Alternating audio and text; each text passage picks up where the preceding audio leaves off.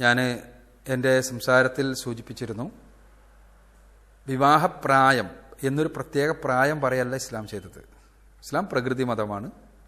വിവാഹത്തിന് ആവശ്യമുണ്ട് എന്ന് പെണ്ണിനും പുരുഷനും തോന്നിയാൽ വിവാഹം ചെയ്യാവുന്നതാണ് എന്ന് തന്നെയാണ് ഇസ്ലാം ആ രംഗത്തുള്ള പൊതുവായ നിർദ്ദേശം.